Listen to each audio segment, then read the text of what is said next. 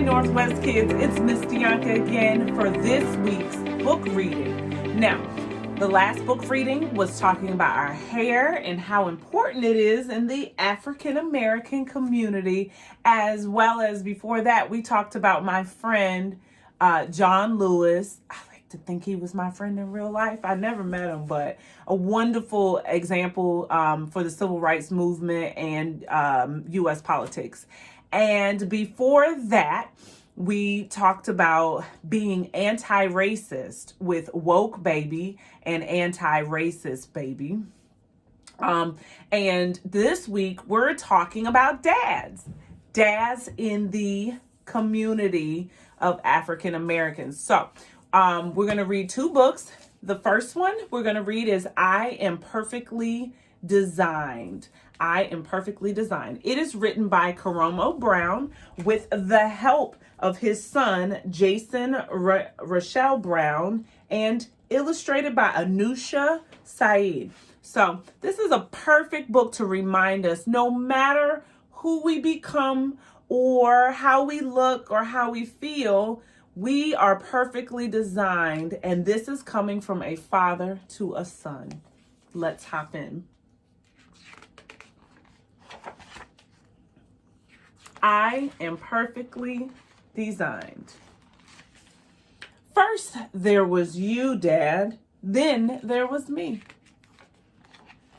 And now there is us. That's right. Now there is us. When you first saw me, you said, he is perfectly designed from his head to his toes. And I meant every word and still do. When I was a baby, I looked just like you, only I had no hair and you had lots. Now, it's the opposite. So true, so true. The first thing I remember is being carried on your shoulders while you walked me all over the city. Remember that? I had such a big baby head. Indeed, but your big baby head was perfectly designed for you. When I was real little, I thought you could touch the moon. Remember that? We'd sit on the roof and reach for it. One day you'll be big enough to reach it yourself. But until then, it's perfectly fine to ask for help. Remember when we went as syrup and waffles for Halloween, Dad? Ha! I do. That was awesome. I wonder what will be this year. When I run in the park, jump in the park, climb trees in the park, and pretend I am a statue in the park, you remind me I am perfectly designed to explore the world. You are right. You always will be. Oh, look at this big picnic spread. It's so nice. Sometimes, Dad, when I get mad, or sad, or confused, you wrap me in your arms, and I like that. Me too. And I remind you that you are perfectly designed and wonderful, no matter what you're feeling.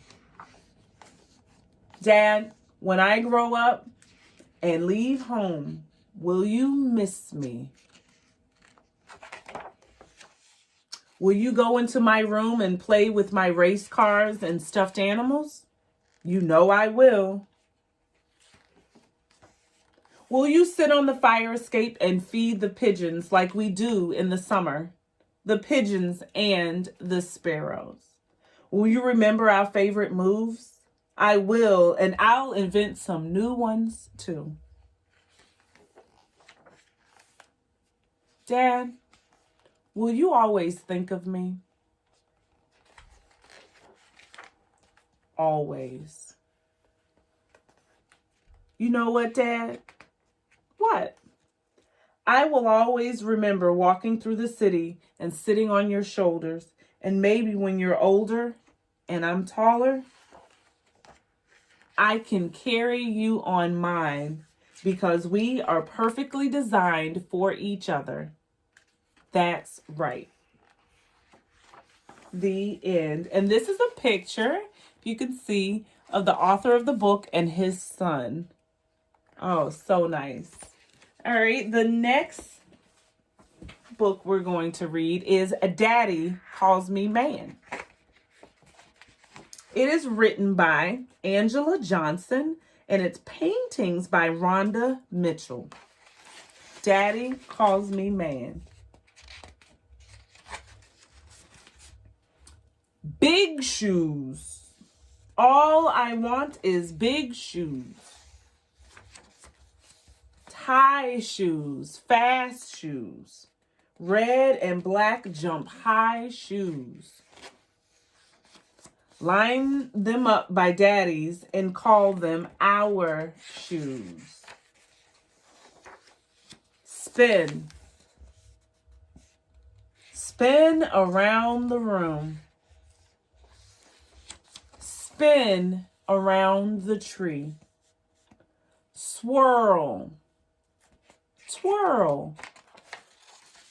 Spin and twist.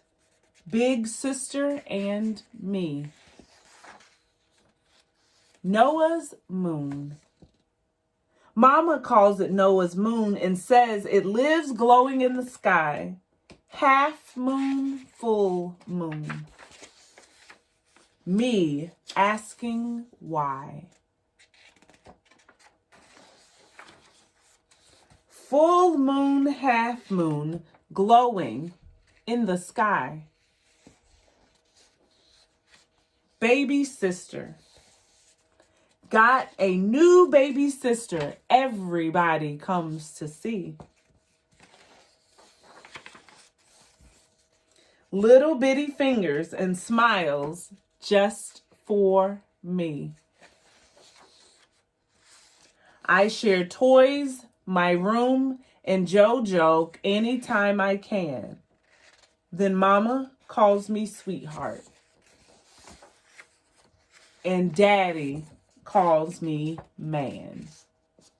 This is a beautiful story about a family and what experiences they have. The book, Daddy Calls Me Man.